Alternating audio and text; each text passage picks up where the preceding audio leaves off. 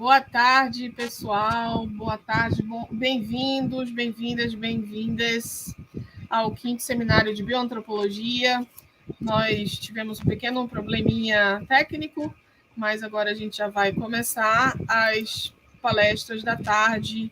E hoje a gente chama, sem mais delongas, a Brenda Ramos Santos, que ela é bacharel e licenciada em enfermagem pela Universidade Federal do Pará. Ela está fazendo mestrado no programa de pós-graduação em Saúde, Ambiente e Sociedade da Amazônia, lá do Instituto de Ciências da Saúde da Universidade Federal do Pará.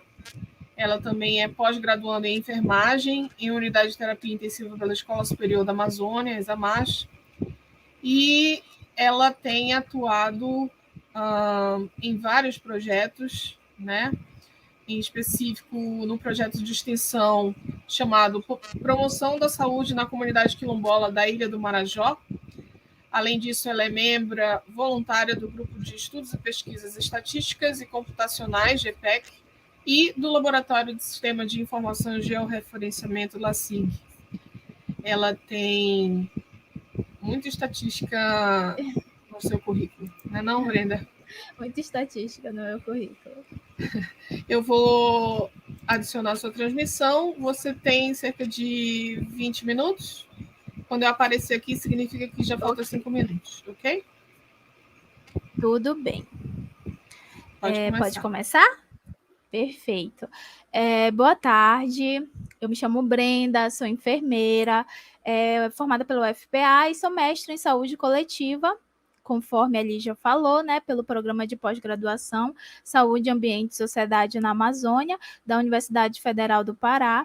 É uma honra poder palestrar, ter esse espaço para a gente conseguir conversar, dialogar sobre temas importantes no 5º Seminário de Bioantropologia do GEB, o EPA, cujo tema desse ano é Ensino e Pesquisa no Brasil, o contexto da bioantropologia na atualidade. Eu vou dialogar um pouquinho sobre a hipertensão arterial autorreferida em negros no Brasil, a partir dos dados do Vigitel do ano de 2018. Então, antes da gente conseguir chegar na hipertensão arterial e na população negra, né, é necessário que a gente compreenda o percentual de pessoas negras dentro da população brasileira. No ano 2000, nós tínhamos um total de 38,5% de pardos e 6,2% de pretos, totalizando um total de 44,7% de negros. Já em 2010, esse percentual aumentou, onde nós tínhamos 43,1% de pardos e 7,6% de pretos, totalizando, né, um percentual de 50,7% de negros.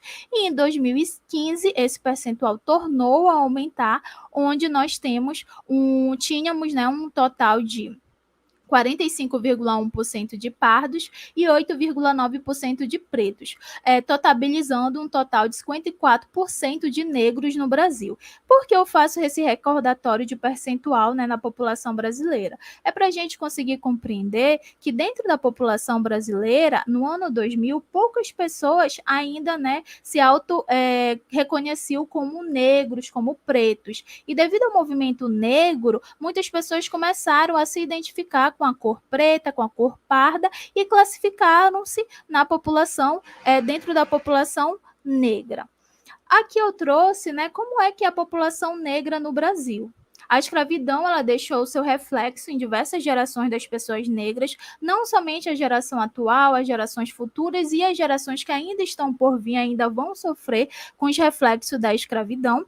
A cor da pele ou raça, ela é símbolo de precárias condições de saúde, situação que na atualidade e também há muito tempo atrás e lá na frente ainda vai ser classificada como um problema de saúde pública.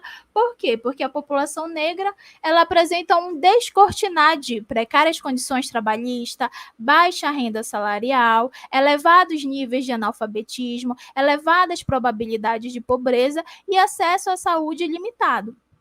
Aqui eu trouxe os indicadores de saúde da população negra, né, a partir da política de saúde integral de saúde da população negra. Então, com relação ao assassinato, em 2012, de 56 mil pessoas assassinadas, 77% foram de pessoas de raça cor negra. Então, só de você ter a tonalidade da pele escura, você já sabe quem é que vai morrer. Só porque você tem uma cor de pele diferente, já é dito na sociedade quem é que vai morrer. Com relação à saúde da mulher negra, no ano de 2012, 5.583 óbitos maternos ocorreram, e desses óbitos maternos, 60% deles foram de mulheres de raça cor negra, enquanto 34% foram de mulheres de raça cor branca. Em 2011, a proporção de mulheres negras que realizaram o autoexame da mama foi de 33,1% e a mamografia foi de 28%, que é um percentual, né, baixo quando comparado com a população branca. Quando a gente fala de mulher negra, é necessário que a gente compreenda que existe uma pirâmide social, onde nessa pirâmide social, quem está no topo é o homem branco, embaixo do homem branco, a gente tem a mulher branca, embaixo da mulher branca, a gente tem o homem negro, e embaixo do homem negro que a gente tem a mulher negra. Então, para a mulher negra conseguir ter acesso à saúde, de dignidade, respeito, principalmente, né, quando ela está no ciclo gravídico puerperal, ela precisa vencer todos esses obstáculos da pirâmide, que é rico em discriminação, racial também, e de gênero, no qual a mulher ela tem que enfrentar. Com relação a questão dos óbitos maternos, muitos profissionais da saúde criaram uma ideia em que a mulher negra ela possui um limiar de dor diferente das outras mulheres, onde existe a pouca assistência a essas mulheres negras e também, né, a não utilização de anestesia só por causa da tonalidade da pele, o que faz com que muitas mulheres negras vão a óbito justamente pela questão da dor e também pela questão da não assistência, pelo direito negado, até pelo direito negado do acompanhante. E com relação, né, ao autoexame e o exame da mamografia, principalmente ao autoexame, o autoexame eu preciso de instrução, eu preciso de informação. Se essa instrução, se essa informação não chega a mim, mulher negra, por exemplo, eu não vou ter como fazer o autoexame. Então é óbvio que as taxas de autoexame vão ser baixas e futuramente possa ser que eu já esteja com câncer de mama, no qual eu não tive como me prevenir porque a informação não chegou até mim. Com relação à população negra e óbitos infantis, de 39.123 notificações de óbitos infantis, 45% foram de crianças de raça cor negra e 41% de raça cor branca. Em relação aos óbitos na primeira semana de vida, 45% foram de crianças negras e 38% de crianças brancas. Aqui a gente cai novamente, né, o que a gente estava conversando anteriormente, onde se a mulher ela não tem um pré-natal de qualidade, a mulher, assim como a criança, vão sofrer consequências futuras. Então, se eu não tiver acesso à informação, se eu não sei o que é o pré-natal, se eu não sei que eu tenho direito ao pré-natal, se eu não sei como funciona o pré-natal, consequentemente, eu não vou ter uma gravidez saudável e possa ser que a minha criança, né, vá a óbito. Com relação à hipertensão, que é a temática que a gente vai tratar aqui no momento, segundo a Pesquisa Nacional de Saúde do ano de 2013, a prevalência de hipertensão geral na população brasileira foi de 21,4%, enquanto a prevalência de hipertensão arterial para a população de raça cor negra, né, foi de 24%. Então, aqui a gente já tem uma reflexão, a gente já tem uma sinalização em que a prevalência de hipertensão arterial da população negra estava maior do que a prevalência de hipertensão arterial da população geral brasileira. Temos aqui, né, a assistência à saúde. A assistência à saúde no serviço público ou privado foi de 97,3% de pessoas, né, de raça cor branca, enquanto que foi de 95,5% para as pessoas negras. Porém, né, as pessoas negras são as que mais utilizam o Sistema Único de Saúde, são aquelas que são mais SUS dependentes, são os negros de baixa renda e de baixa escolaridade. É justamente por ser SUS dependente em que o SUS ele precisa ser capacitado para poder cobrir as necessidades de saúde dessa população. Eu trago aqui os fatores de risco para o desenvolvimento da hipertensão arterial e também a prevalência de hipertensão arterial de acordo com algumas pesquisas. Então, aqui a gente tem os dados da prevalência de hipertensão arterial pela Pesquisa Nacional de Saúde, de 2013, onde a prevalência da hipertensão arterial para a população geral, sem nenhum recorte de raça-cor, foi de 21,4%, como eu havia falado anteriormente. Porém, 24,2% eram a prevalência de mulheres e 18,3% a prevalência de homens. Os dados do Vigitel, que é um inquérito telefônico que irei explicar posteriormente, mostram que existe uma estabilidade na prevalência de hipertensão arterial da população geral, né? Onde nos anos de 2016 até 2020, a prevalência estava entre 24,3% a 25,7%.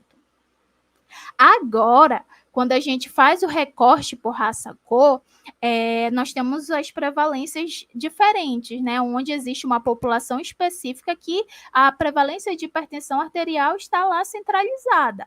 A Pesquisa Nacional por Amostra de Domicílios, que é a PNAD, no qual temos os dados de 98, 2013 e 2008, mostrou um crescimento da prevalência de hipertensão arterial na população preta e também mostrou um crescimento na população branca, porém mostrou concentrado o crescimento maior na população preta. A mesma coisa ocorreu na Pesquisa Nacional de Saúde, de 2013, onde também tivemos, né, a prevalência de hipertensão arterial maior na população preta do que na população branca. O Instituto Brasileiro de Geografia e Estatística, o IBGE, com as informações de 2008, 2013 e 2019, também mostrou o crescimento da prevalência de hipertensão arterial na população negra. Aqui eu não estou querendo dizer que a prevalência deveria ser maior na população branca, eu estou querendo dizer que, porque a população negra, ela possui a prevalência de hipertensão arterial sempre centralizada nela, porque acontece em uma determinada população. Quando, né, a gente prega a universalidade do SUS e a equidade do SUS. Com relação aos fatores de risco e a população negra, a gente tem alguns fatores de risco que já conhecemos, de acordo com Malaquias e colaboradores, que são os fatores de risco como idade, sexo, gênero, etnia, fatores socioeconômicos, ingestão de sal, excesso de peso, obesidade, ingestão de álcool, genética e sedentarismo. Outros autores, como Guzmão e colaboradores, informam que também são fatores de risco para o desenvolvimento da hipertensão arterial, o tabagismo e a não adesão ao tratamento para hipertensão arterial do indivíduo que já é hipertenso, porque a não adesão ao tratamento implica no agravamento da doença e no desenvolvimento de outras doenças em decorrência da hipertensão arterial. Machado, Pires e Lobão, eles fazem uma divisão dos fatores de risco. E essas divisões são em 3 classificações. A primeira classificação são os fatores de risco não modificáveis, onde a gente engloba a etnia, a idade, sexo e predisposição genética. Aqui a gente tem os fatores de risco que são fixos. Com relação à modificação complexa, fatores de risco de modificação complexa, a gente tem as condições ambientais e as condições socioeconômicas, que são modificações em que não depende somente de uma pessoa e não depende somente do paciente, não depende somente daquele cidadão. E a terceira classificação são as suscetíveis às modificações. Essa classificação suscetível à modificação são as comportamentais, como obesidade, ingesta de sal, ingesta de álcool e sedentarismo. Essas suscetíveis à modificação, a gente tem que ter uma reflexão a mais, porque eu consigo modificar em todas as populações se eu der uma política, se eu oferecer uma política que consiga modificar os hábitos dessa população. Eu não posso pedir somente para que o meu usuário do SUS, né, que está vulnerável para o desenvolvimento da hipertensão arterial, modifique sem mais nem menos. Eu preciso propiciar a ele um ambiente que ele consiga modificar. E da onde é que vem esses dados que eu irei apresentar? O Vigitel é um inquérito telefônico, ele iniciou em 2006, ele é realizado nas 26 capitais do Brasil, inclusive no Distrito Federal, e em 2011 que foi introduzida a questão de autorreferência da raça cor do indivíduo participante. E essa autorreferência, né, esse momento que se introduziu a questão de autorreferência de raça cor, nos permite fazer análises mais pertinentes, com relação às necessidades das pessoas, análises mais sensíveis, onde eu consigo identificar onde está se concentrando mais a quantidade da doença X, quais são as necessidades da população Y, por que isso acontece mais em uma determinada população. A partir do momento que eu introduzo a questão de raça-cor, eu consigo consigo publicar uma política que consiga cobrir mais a necessidade de uma população e fazer com que ela tenha mais anos de vida saudáveis. E como foi que eu trabalhei esses dados que foram obtidos, que eu consegui, né, pelo Vigitel? Fiz uma análise estatística, que foi o teste do Q quadrado para estimar a prevalência de hipertensão arterial, onde foi adotado o nível de significância de 5%, com intervalo de confiança de 95%. Aqui eu trago para vocês o quantitativo de amostra, né, de entrevistados que eu tinha no início e a amostra que eu trabalhei. O universo amostral que eu tinha era de 52.395 pessoas entrevistadas. Porém, foi necessário fazer algumas exclusões. Por quê? Porque aqui nós estamos trabalhando com população negra e os dados do Vigitel me deram vários tipos de informação, né, de várias raças cor. Então, aqui nós excluímos 109 mulheres grávidas, porque o momento ciclo gravídico puerperal permite análises sensíveis e não era essa análise que a gente estava buscando no momento. Foi necessário também excluir 3.367 indivíduos sem informação de peso ou altura, porque assim a gente não consegue fazer o cálculo do IMC. Foram excluídos 22.730 indivíduos não negros e foram excluídos 1.657 indivíduos sem identificação de cor.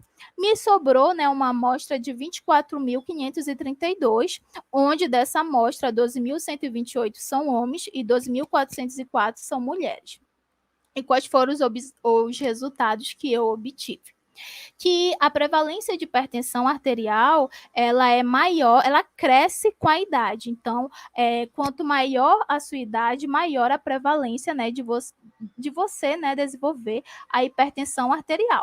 Isso daqui já é comprovado, de acordo com a Sociedade Brasileira de Cardiologia, de 2016, onde ela descreve que existe uma relação direta de hipertensão arterial e idade, onde com o envelhecimento ocorre o processo de enrijecimento das suas artérias. E esse processo de enrijecimento das artérias favorece para que você possa desenvolver a hipertensão arterial. Outro resultado foi que quanto menor a escolaridade, maior a prevalência de hipertensão arterial. Aqui na escolaridade, a gente já entende que a escolaridade para o restante, a menor escolaridade para o restante da população é diferente da menor escolaridade quando a gente está falando da população negra, onde o acesso para a educação é bem mais limitado. Então, se eu não sei a informação, se eu não sei como me prevenir, há uma maior probabilidade de eu adoecer. Outro resultado foi que, quanto maior a prevalência de hipertensão arterial foi maior em indivíduos que informaram estado de saúde regular e ruim. E o boletim epidemiológico de 2015, ele corrobora com isso, onde 37,8% da população negra classificou seu estado de saúde como realmente regular, ruim ou muito ruim. Inclusive, o mesmo boletim informou que 73,5% da população negra está mais exposta e mais vulnerável para o desenvolvimento de doença, justamente pelos aspectos biológicos, pelos aspectos demográficos, pelos aspectos sociais e pelos aspectos relacionados à raça, cor, que faz isso daqui com a população negra, onde ela se torne mais vulnerável que o restante da população.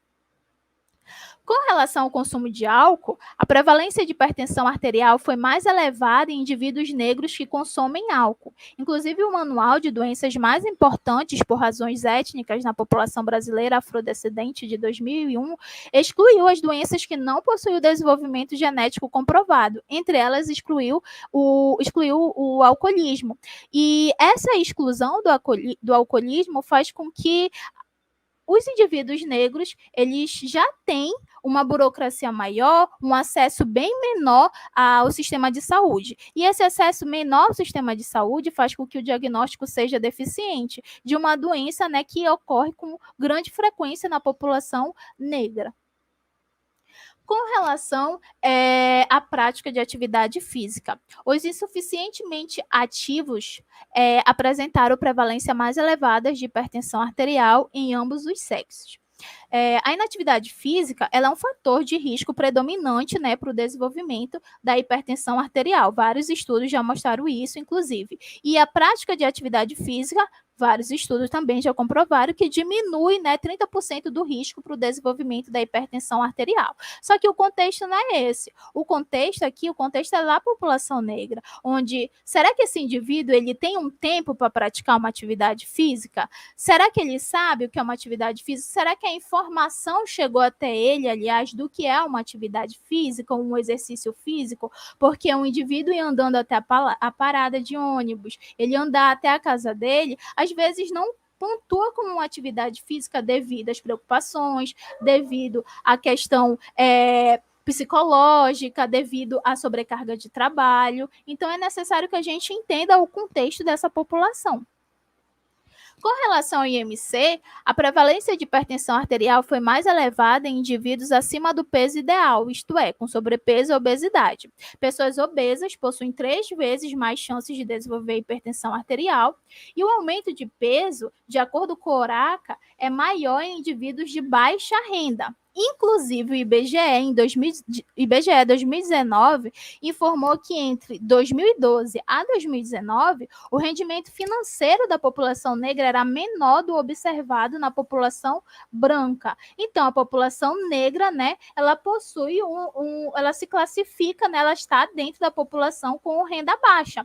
Então, se ela está com renda baixa, será que ela vai utilizar esse dinheiro para comprar uma alimentação? Ela consegue comprar uma alimentação de qualidade?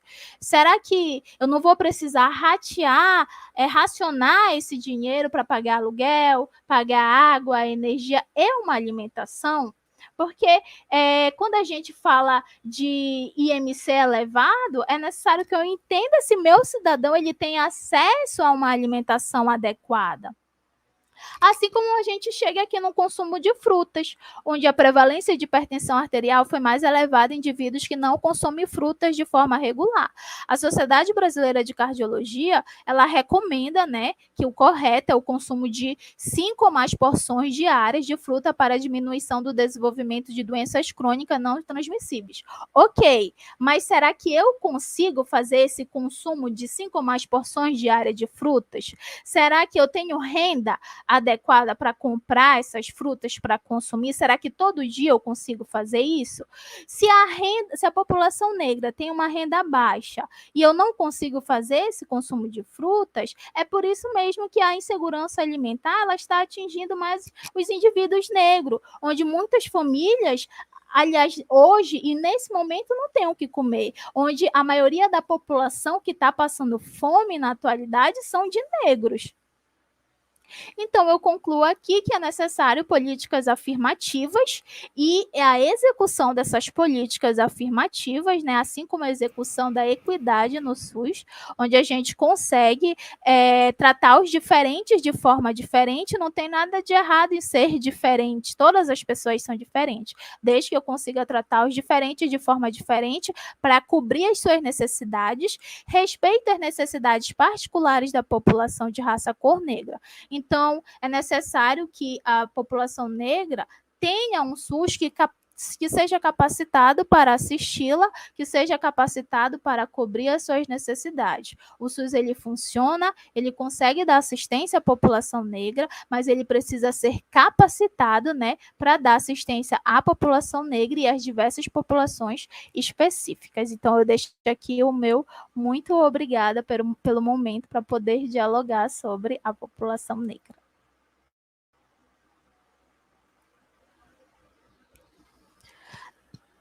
Eu acho que está sem áudio, eu não estou escutando. De novo. Boa tarde, boa tarde, boa tarde a todos e a todas novamente. Obrigado, Brenda, pela sua palestra. A gente vai seguir a programação. A próxima pessoa vai ser a professora Bárbara e depois a Priscila. E aí a gente fecha com os comentários, perguntas e observações, ok? Certo, certo.